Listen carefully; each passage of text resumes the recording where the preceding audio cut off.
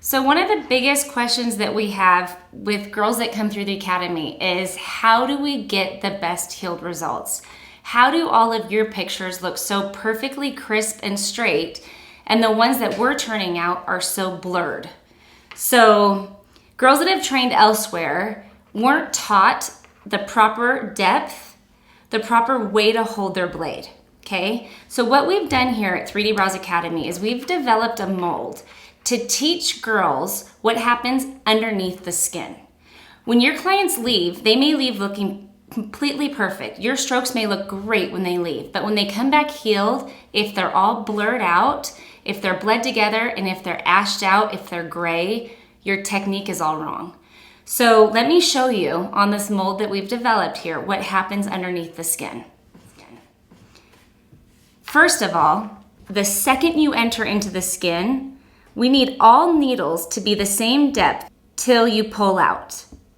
Let me show you that again. The second you enter the skin, all needles need to be the exact same depth till you pull out.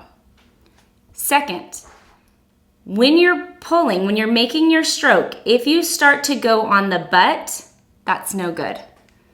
When you're making your stroke, if you start to go on the tip, that's no good.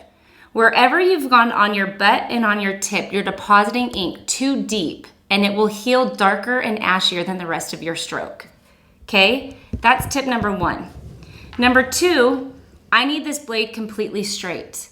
I don't want to see you tilt your blade either towards you or away from you.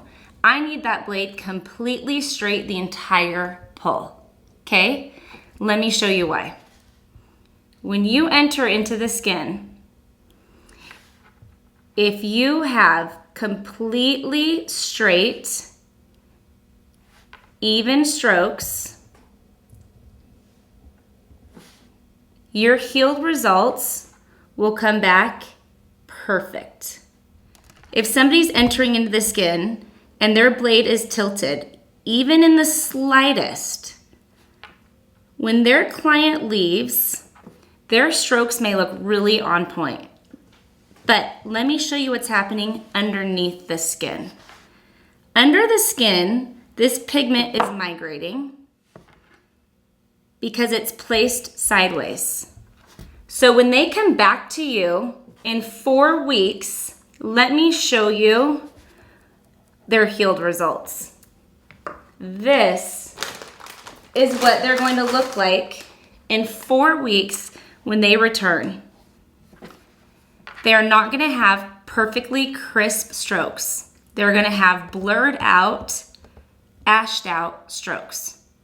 How many times have you seen people walking around and they thought they were getting microblading done, and they thought that they were going to have healed, crisp hair strokes, and they came out with blurred out, ashed out hair strokes? That's because the person behind the tool didn't know what they were doing. Don't be one of those, okay? Keep that blade straight. Don't go in on the tip. Don't go in on the butt. Keep that blade straight and flat the entire pull. So with our practice mold, not only are we showing you to keep that blade totally straight, to not tilt it, I want to show you one other thing that I see taught so many places, and it blows my mind that people would teach this. If you were taught that your strokes are allowed to crisscross, that they can crosshatch, that is the biggest mistake you could possibly be making. And let me show you why.